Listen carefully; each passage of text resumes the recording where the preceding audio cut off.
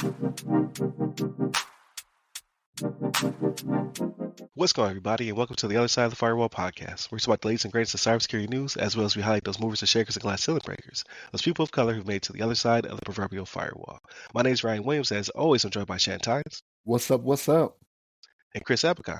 What's going on, everybody? What's going on? So, welcome to the show. Monday, Tuesday, our topics. Wednesday, discussion, just like today. And Thursdays, Ask a CISSP, where I usually talk to someone who's in the industry or doing something great within our field. And then Fridays, everything else, movies, books, games, all that good stuff. But without further ado, I give it to Shannon. All right, everybody. So this article comes from Forbes.com, written by Davey Winder. And the title of this one is New Amazon Ransomware Attack, Recovery Impossible Without Payment, right? So you see that and you get a little worried, right? And so when you see this, Amazon, I don't want to say AWS is getting a bad rap, but they're kind of getting a bad rap here because of how this is working out, right? So what ended up happening here, what is happening here, right, is you have the AWS cloud storage, right? So they call it the AWS S3, which is the simple storage service, and it's an object storage service. So what is happening is that the encryption, the SSE .c, so server-side encryption -c, which I believe is for client. So the client is managing the encryption keys themselves. That is what is getting targeted here, right? So usually when this happens, I don't want to say usually when this happens, but the clients holding onto the keys themselves is not something that is necessarily the norm. And what is happening is that, again, they're not breaching AWS. What they're doing is they're finding the fallacy, they're finding the flaws in people reusing passwords and doing things that they're not supposed to be doing.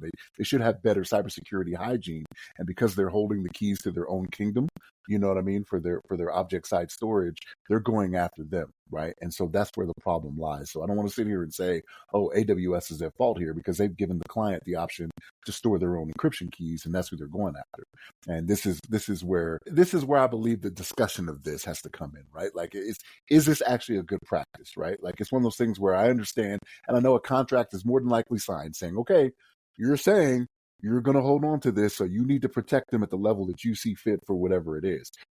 At this point, we're just providing your infrastructure. We're providing the means to store for your company to use whatever resources we offer to you, right? Like, I'm sure this is all written down in a contract somewhere, to where AWS is just like, Amazon's just like, this is what these are the things that we provide, but we won't do this. So this again hits home to, and I feel like I say this every week, right? Like the companies out there and the ordinary users having better cybersecurity practices, right? Like when you're reusing passwords, and Chris, you kind of alluded to this in the previous article about, Apple will give you a different long, crazy password that you're like, man, it's a good thing you're storing this, because I would never remember this on my own. Exactly. You know what I mean? Right?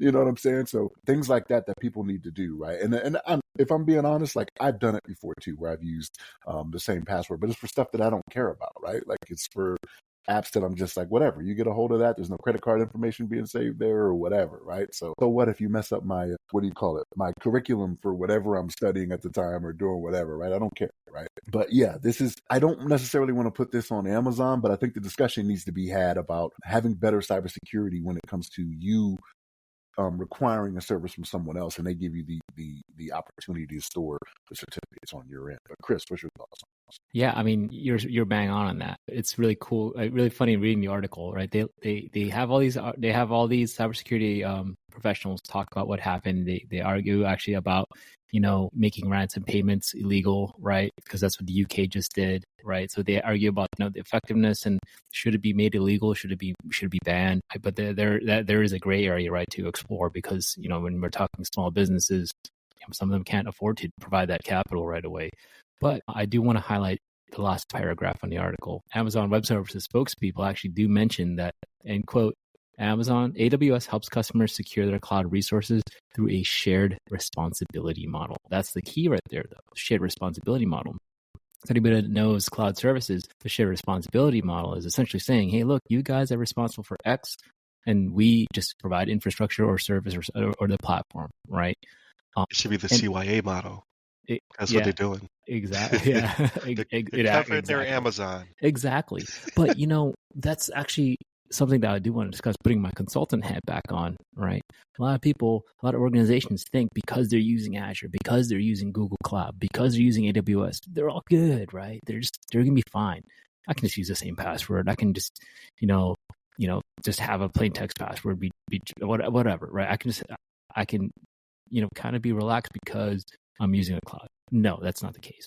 You operate in the cloud as you would in your own on-premises environment. You ensure that your passwords are strong. You make sure you have multi-factor authentication turned on, right? That's the way I like to say, hey, look, you're not passing off the accountability over to Amazon just because they're on the FedRAMP High cloud. It doesn't mean anything. Like if you guys can secure your end on the consumer and client side, you're going to run into problems like this. You're going to run into problems if you're not using MFA. This is exactly the same stuff that happened with Snowflake. We're just discussing it, right? I think there's always, people can blame Amazon, but hey, the shared responsibility model says, hey, Shan was saying the contract says you guys are in charge of making the accounts. You guys are in charge of administrative privileged access management, right? If you don't have a privileged access management program in place, we have one in place. To me, PAM is PAM, right? It's huge, especially when it comes to these infrastructure type things. But they do talk about, the rest of the article does talk about making ransomware payments illegal. Again, we stand on the stance of the podcast, right? We do not pay that, right? But again, we do understand there is a gray area, and some people do need to pay potentially, but right, you never know. So, Ryan, what do you think? We do not negotiate with terrorists or hackers. All right. That is our stance. So here's me playing devil advocate, right? I agree with the UK and making it illegal for entities to pay the ransomware. As we can see, you see AT&T's paying $400,000. We saw a few other organizations pay some really high bills this year, and that affects your reputation. That affects your, potentially they double back and they come back and they get you. But I understand how this is going to have to be a legislation / Supreme Court type situation in the States, because we're the land of freedom. You should, and if in a free America, you should be allowed to pay the ransom. And I hate to say that, with a caveat though. I believe that if your organization has PHI, PII, and anything like that, where you are responsible for client information in any regard, that should be made illegal. And I think that covers like 80 to 90% of companies, because at some point a company has to service a person. Like that's just the way it is. Like businesses only function because they serve some kind of I don't want to use the word function again, but some kind of empirical to a person in some regard. Yeah. So that is the catch-22 that I have, because I do believe in freedom. However, like you cannot make an executive decision for all of your clientele. You just cannot do that. So what do you got? I want to go further on that, right? So if with that being the case, right, and I'm not saying I necessarily disagree, but if it is going to go that route and you decide, yes, I am going to pay the ransom, I think you should automatically forfeit the ability for the federal government to come in and help you after the fact if they go ahead and own you again, right? So if for whatever reason you pay the ransom and then they come back to you 2 weeks later and be like, we need more money, you can't go to CISA and be like, hey guys, I need your help now. Be like, no. You already agreed you were going to go down this road by yourself. We told you not to, right? We're not going to pay more. We're not going to give you more resources, right? Right. CISA's working off federal taxpayer dollars. That's what goes to keep those people employed, right? So I'd go even further with that. No, I can pretty much agree with that as well. But at the end of the day, it's like the easy button, the easy quotes, right? The easy button is to stop everybody from being able to pay. Blanket statement: you will not negotiate with terrorists. You will not pay ransomware. But I can see that going up to the highest court. Say like that is a freedom that you are infringing upon. It's my right to give up. It's my right to give up. It's my right to, because at the end of the day, I want to quit. It's going to impact the bottom line, right? Like, how do I quickly get back up and keep this potentially a secret? And then you have the SEC reports and things of that nature. So the government is making it very hard for you to make moves that are impacting people's information and keep it a secret. Like they are already kind of putting their tendrils in there and making sure that you have to report in a certain amount of time if you're a bank or a financial institution, things of that nature. This is the consequences of not having a good cybersecurity plan, though.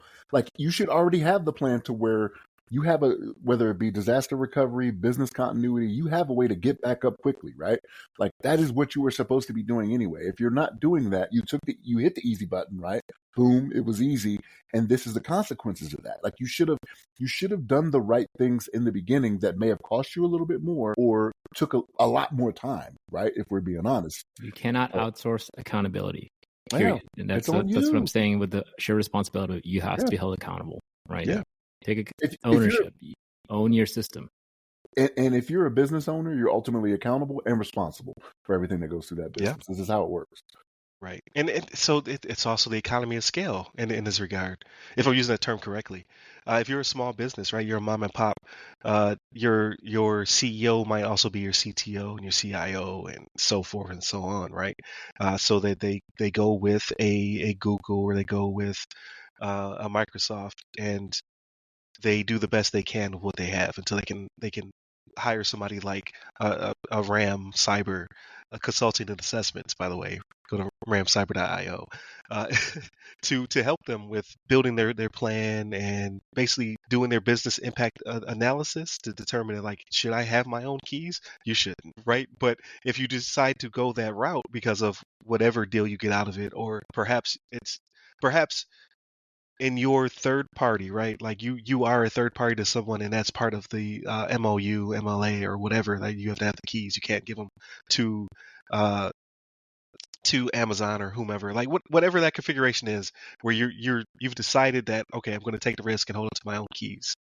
You have to hire someone if you don't have the people on hand to help you develop a plan and do that risk assessment and then build out your business continuity, your information protection plan, your cyber incident response plan, so on and so forth, right? All these things that are time consuming and have to be tailored specifically to your business, because you can't take a generic plan and slap it on everything.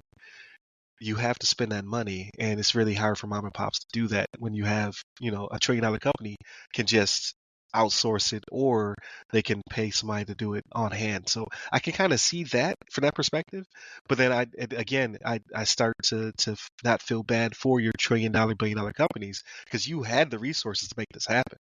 So what happened? Yeah, the mom and pops get it the worst. This reminds me of a story I read. It was not Ron Paul. Rand Paul wrote a book years ago, right, that I was reading, and he was talking about how in government you have these lobbies and things like that that will kind of make it harder for the little guys to exist, right? They'll lobby for some law that just makes it hard. And the example he gave, if I remember correctly, it was like, I don't remember if it was like fire suppression systems or something. It wasn't necessarily safety related, but it was something in hotels that the little mom and pops that would require a lot more from them. Like stuff like that. You got to be careful with that too, right? Because it may not be intentional that you do that, but the $1 trillion companies, yeah, they can make that happen. But the mom and pop, that's trying to stay in business, that, every administration that comes in says they're trying to help, right? That middle class, that small business owner, you got to be careful not to price them out, not necessarily price them out, but make it too expensive for them to operate as well, right? Which is what CISA is there for, right? They're offering their services. Right, putting regulation on them that makes them non-competitive. Right. So to say like, hey, you can't pay the ransomware, but like, okay, well, who's going to help me? Yeah, how can I get out of this bind? That's how Hilton and Marriott get rid of the bed and breakfast down the street. You know what I mean? But, yeah. Yeah, because they're like, I can fulfill all of these check boxes because we've already grown to that scale where we can handle this, and yeah, like you're saying, you price them right out of the market. So yeah, it's really rough. I don't hate to do this, but I think this is not. It doesn't put money in my pocket, right? But a lot of these things are templatized. You can go to CISA's website. You can pull down a template. Again, we say generic plans do not necessarily benefit you, but you can take that and tailor it to your business. The problem is you can find the resources, you can find the money potentially, but you can't find the time.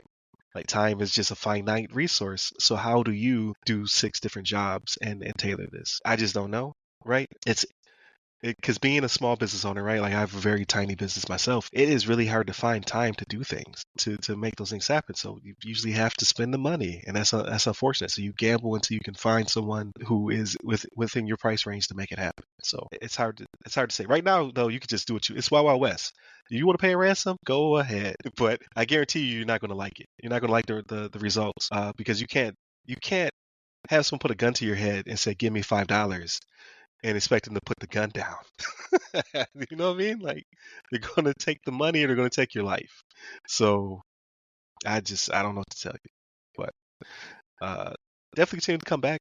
Less doom and gloom in the Friday episode. But I think this is a really good discussion. Like it's good to have your guys' perspectives, right, on this. Like at the end of the day has to end. So I have to wrap this up. This episode, you thought something deep was coming out of it. It didn't. Haha. So definitely come back to the other side of the firewall. Check out the websites that go by our name. You get me up personally. I'm at RY Security Guy. That's RY Security Guy. You can find me pretty much on the socials. But LinkedIn is where I'm most responsive. And where can they find you, Chris? You can find me on LinkedIn under my name, Chris Abacon. Last name spelled A-Bacon. There it is. Stay safe. Stay secure.